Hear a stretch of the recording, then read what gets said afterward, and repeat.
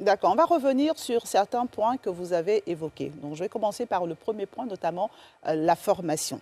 Pendant plus de 4 ans, 3 ans et un peu plus, l'examen pour l'obtention du CAPA n'était pas organisé.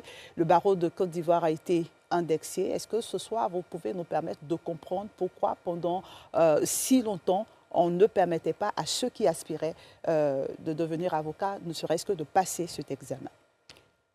Je vous remercie de me donner l'occasion d'éclairer nos concitoyens sur cette problématique qui nous a valu des procès en sorcellerie.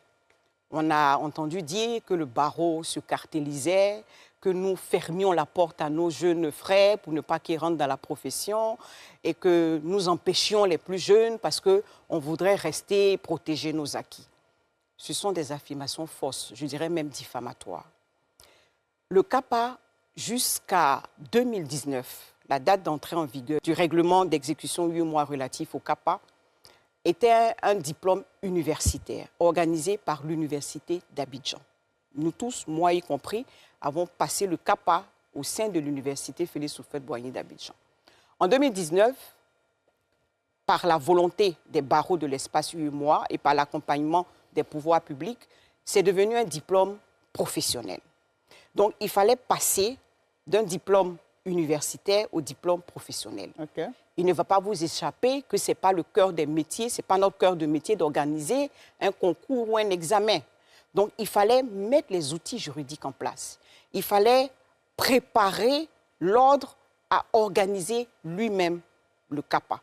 C'est ce qui a été fait. Je le concède, ça a pris du temps. 4 ans, c'est beaucoup. Hein, ça a pris du temps. Ça a pris du temps. C'était à cheval en 2 mandats. 2 mandats. Le bâtonnier Thomas Zéundry, quand il finissait, le règlement rentrait en exécution, et le bâtonnier Claude Maintenon, qui a pris fonction. Comme moi, il fallait qu'il prenne ses marques. Il a dû prendre ses marques. Et je peux vous dire que dès que nous avons pris fonction, parce que j'étais membre de son conseil, ça a été une de nos préoccupations. Et nous y avons travaillé. Et nous y avons travaillé d'arrache-pied. Pendant qu'on travaillait, on nous accusait, on ne pouvait pas en même temps répondre aux gens et en même temps travailler. Donc, on a préféré, je pense, le bâtonnier Claude Maintenon, travailler à cela. Et nous avons obtenu le concours et l'assistance du ministère de la Justice, qui nous ont aidés avec le partenaire technique, l'Institut de formation judiciaire, qui nous ont mis à disposition tous les outils, puisqu'ils sont habitués par l'organisation du concours de la magistrature. Ils nous ont accompagnés en mettant à nos dispositions tous les outils nés de leur pratique. Et donc, avec tous ces outils, nous avons pu organiser le CAPA en 2023, dès que j'ai pris fonction, puisque le plus dur avait été fait, tout avait été défriché. Lorsque nous avons pris fonction, nous avons continué pour dire que ce n'était pas une volonté de blocage, c'était une volonté d'organisation. Et lorsque nous avons eu tous les outils, 2023, on a fait le CAPA. Entre-temps, comment on fait pour rattraper le temps perdu? Comment on fait pour insérer dans le système ceux qui voulaient rentrer dans ce système, mais qui, pendant cette période, n'ont pas pu? Ils se sont inscrits au CAPA 2023, ils se sont inscrits au CAPA 2024. Ils s'inscriront au CAPA 2025 qui ouvre ce matin, qui ouvre ce 29 septembre. Donc, ils s'inscrivent. Régulièrement, nous organisons le CAPA. Régulièrement, nous organiserons le CAPA. Comparaison n'est pas raison, Madame Débat. Je veux dire, regardez un peu autour de vous dans la sous-région. Combien de pays organisent le CAPA chaque année? Si vous suivez l'actualité, je ne voudrais pas mettre au pilori le Sénégal, qui est membre de l'UEMOA avec le bâtonnier qui est un de mes amis.